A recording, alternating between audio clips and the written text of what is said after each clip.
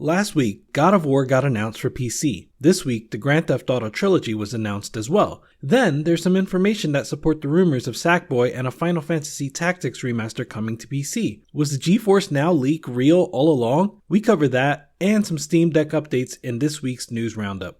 What's good, Deck Gang? At the time of writing, this week was a bit light in terms of Steam Deck news, but then again, Steam Deck is a PC, and PC gaming news is Steam Deck news. So, I take that back. It was actually not light at all. Let's talk about it.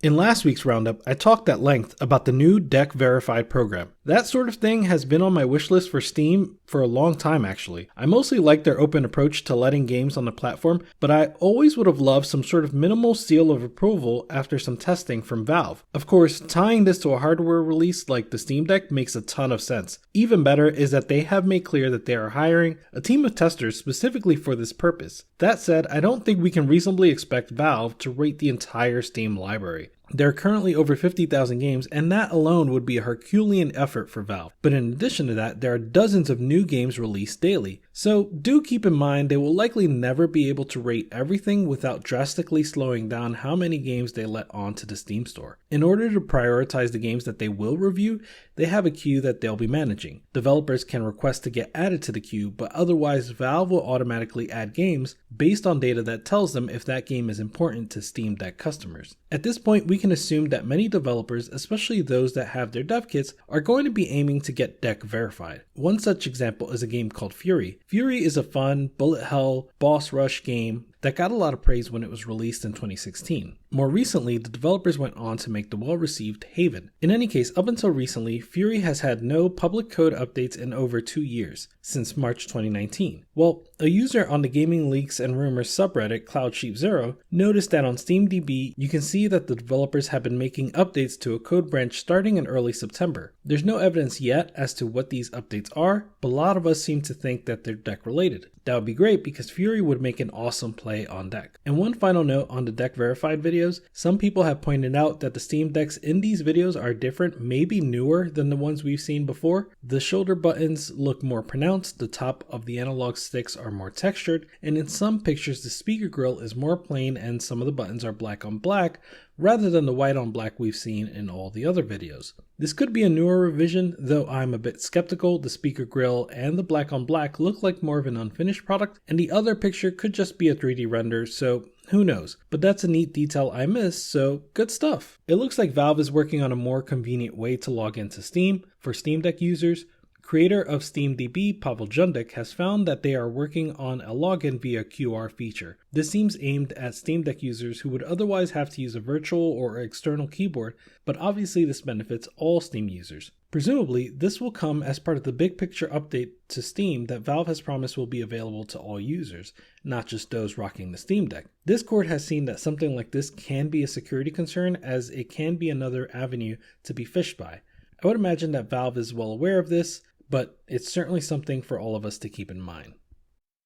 Also last week, I reported on Valve's new Twitter account, On Deck. Well, courtesy of their Twitter, we have some more footage of dev kits. As always, with footage of dev kits, I'd like to give my usual disclaimer. Off-screen footage will never be as good as direct capture. A lot of these games are probably running at 60 FPS, but the video we see may be 30 FPS either because of how it was recorded or how it was compressed somewhere in the pipeline from when it was recorded to how it is reaching our video player. Twitter compression in particular can be pretty gnarly, and as I said, these videos are from Twitter. With that said, I'll have links in the description for each of these games. First up, Eastward is looking great on Deck.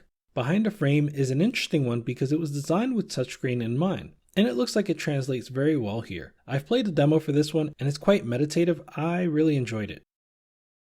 Next up, Kingdoms and Castles. This developer is one of the first that we heard of with a developer kit, and in their tweet they mentioned that they're setting this game up with, quote, first class support for the gamepad on the Steam Deck, end quote, and that this is their first pass on camera controls. The camera controls look good so far, but I think I'll favor the trackpad for games like this. Lastly, we got a glimpse of Satisfactory on Deck. This comes courtesy of a somewhat unrelated YouTube livestream from the Satisfactory team. For a brief 30 seconds of that livestream, we got to see some in-progress footage of how Satisfactory is playing on Deck. They mentioned that they still have work to do with the controls, and some of it looks a bit choppy, but I think that's owing to the jumpy camera movement from the analog stick.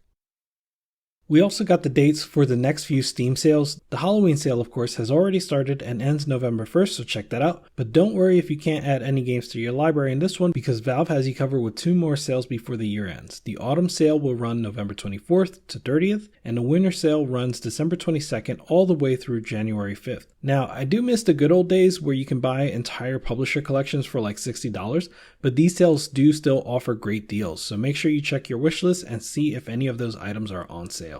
By now you know the Grand Theft Auto Trilogy Definitive Edition has been announced with a trailer. Some data mining seems to support this game is running on Unreal Engine as opposed to the original renderware engine from Criterion. It seems that most people agree that as far as remasters go, these games are looking pretty damn good. This seems like a really concerted effort to bring the Age series up to modern standards, so I wouldn't be mad at having to pay for it again, but I would be ecstatic if there's an upgrade path for PC owners that would allow us to pay somewhat less than full price. Some viewers of this trailer have found what they think is an Easter egg tease of GTA 6. There have been GTA 6 leaks for a while, and they point to Vice City being the setting for this long-awaited sequel. At the 40-second mark, you can see Tommy riding a bike with a Vice City plate that reads ICSLV. Eager fans are under the belief that this reads Vice City is coming soon. The LV would be Roman numerals for 55, meaning we'll get news in 55 days or December 16th. I would say this is a stretch, but that seems like the right time to announce GTA 6 for the first time, so we'll see. While we're on the subject of Rockstar, if you're a Rockstar, make sure to hit the like button. If you're new to my channel, welcome. I publish news roundups every single Friday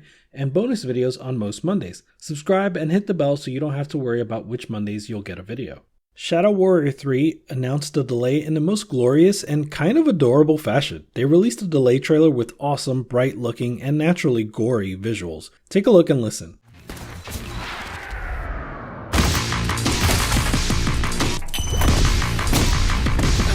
Damn it, no wang! A little help!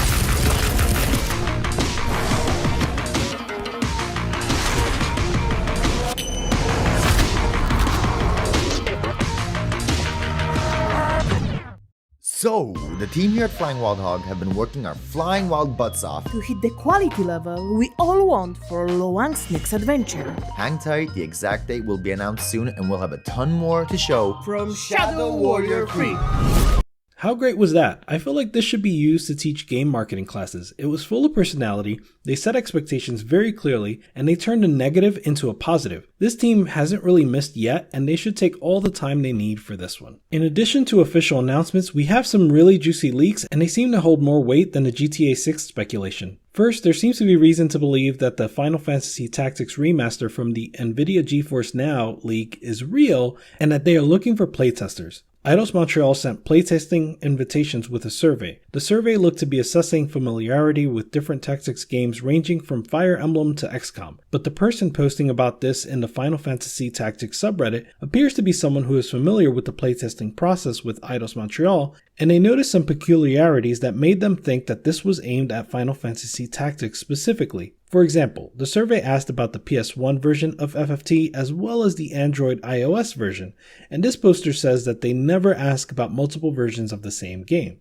There's more, and I'll leave a link to the post in the description, but I know a lot of Tactics fans that would be very happy with a remaster coming to the PC and the deck. One other game we saw in the GeForce Now leak that appears to be getting some supporting evidence is the existence of Sackboy for PC. Sackboy is currently a PS4, PS5 exclusive 3D platformer in the Little Big Planet universe, and it was developed by Sumo Entertainment. Well, some data miners have noticed a title on SteamDB that looks to have a very high chance of being Sackboy. The first bit of evidence was a branch called Sumo QA. But the really convincing tidbit was the name Marmalade here. The GeForce Now leak referred to Sackboy as Project Marmalade. If this is true, this is great news as I really enjoyed Sackboy. I'm close to 100%ing it, so I likely won't give it another go on PC, but the more people play it, the better. So all of this points to the GeForce Now leak being real. When that leak first occurred, I ignored it entirely. Then God of War was announced and I was still skeptical. But now, God of War confirmed. Grand Theft Auto Trilogy confirmed. Plus we have compelling evidence for Final Fantasy Tactics Remaster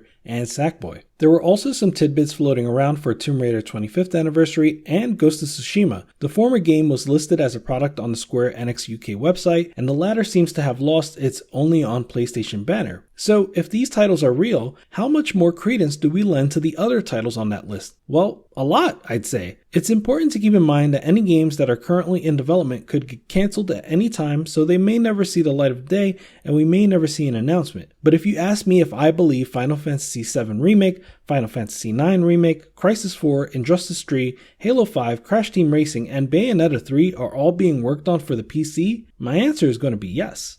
Place your bets in the comments. What do you think? Are these games coming, or are we all delusional? Last week, I joined the pylon against the Nintendo Switch Online expansion pack. Well, the pylon didn't stop last week. We learned that the N64 emulation for NSO expansion pack was not up to snuff, and I just want to use this as a moment to appreciate all of the emulator developers over the years, most of which do this for no money whatsoever, but together they make a product that's better than what Nintendo is charging $30 a year for. I joke on Nintendo, but I don't say this to dunk on them. I actually have great respect for them as a company, even when I disagree with some of their actions. It's just that, as Frank Cifaldi says in this tweet, quote, business needs cannot compete against decades of communal knowledge sharing and labor, end quote. By the way, Frank is no joke on the subject of video games preservation. He founded Video Game History Foundation, has led some very notable remaster projects, and has given GDC talks on the subject. Some people in the comments, like TunkKD, have convinced me to do a video on emulation, so that'll certainly be coming before the Dex launch. Add these to your wish list.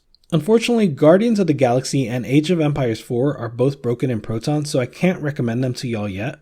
Check back on my monthly Proton progress report series called Will It Play to see if there's any update on those. Most of the other titles I'm going to list do not have Proton reports yet, but again, I'll keep you posted in my progress reports. First up is not a new game release, but instead an update to my favorite game of last year. Doom Eternal has received a major update. There are quality of life improvements, 2 new master levels, and a major update to the multiplayer mode, battle mode, but the star of this release is the brand new Horde mode. I haven't had a chance to try it yet, but it sounds sick. You start off with maxed out equipment and a maxed out combat shotgun, but you have to earn additional weapons through play. As you finish certain rounds, you are rewarded with a random weapon. This sounds like an awesome way to get back into the arena, and as always, this game works great on Proton.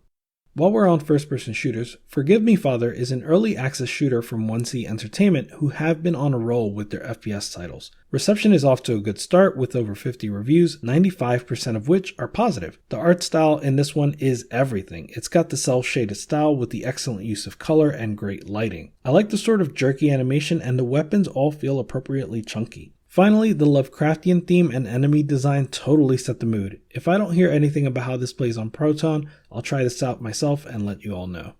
Voice of Cards is an odd game. This is a title by the venerable Yoko Taro, creator of Nier, and while the story, overworld, and battles all play out via cards, this very much feels like traditional JRPG fodder. I've played through the demo and it all feels like well-tread ground, but with novel presentation. For what it's worth, this demo plays well in Proton, so things look good for the full game. In any case, if you like JRPGs, then this is one to look out for. Happy Game is by Amanita Games, who are masters of the point-and-click adventure, and they usually use their excellent craft to create charming, adorable worlds. But this time, they've turned the tables and they've used their skills to create something more unsettling. The sound design alone will have you squirming in your seat. If you like horror or point-and-click adventures, try the demo for this one for sure. I'm happy to see a localized Super Robot Wars title get good reception right off the bat. This tactical RPG from Bandai Namco has over 65 reviews and 96% of those are positive. Effectively, this is like Fire Emblem with an all-star crossover cast from various mecha anime from Mobile Suit Gundam to Magic Knight Rayearth. This is not the first title in this series, but user reviews indicate that this one does seem to have in-depth tutorials to help onboard new players.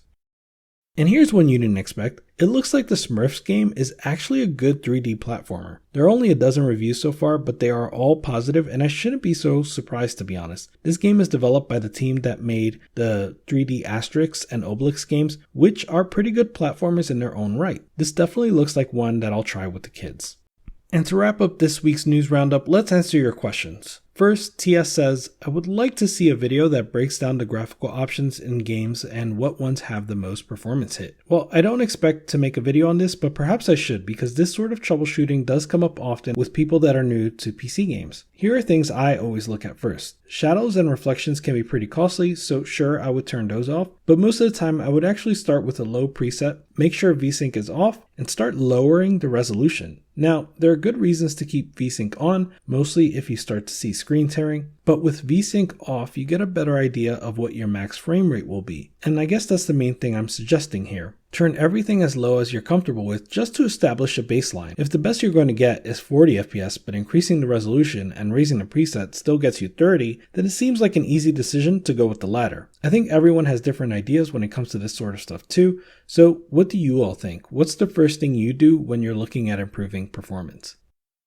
I thought this was interesting. All Hallows asks, can you possibly talk about the topic on how the Steam Deck could be good for people who have a PC with a 1050 GPU? So I've seen a lot of talk about this one, and as someone who likes to tell people not to overspend on computer gear, I'm a fan of this subject. The GeForce GTX 1050 is a graphics card from 2016, and it's pretty comparable to, say, a PS4 as opposed to a PS5. What you can get graphically from a 1050 is fairly similar to what you can get from a Steam Deck. So the hope is that as developers optimize towards the Steam Deck, they are inherently improving the experience for people with 5-year-old hardware such as this. In a world where new graphics cards are way too expensive, I think that this is good news for everyone that plays video games. Finally, Emilio S says, I do have a PC, but I haven't got the slightest clue about how Linux actually works. Do you think it's going to be easy to update SteamOS like how Windows does it? End quote. So yeah, I do think so. When you first start installing applications on Linux, it can definitely be a learning curve, but I run Manjaro Linux, and when it comes to installing updates for the OS and even for applications, I would say it's actually better than Windows. It's more streamlined, and while it will prompt you to let you know that you have updates ready to be installed, it won't force you or install them unexpectedly like Windows does sometimes.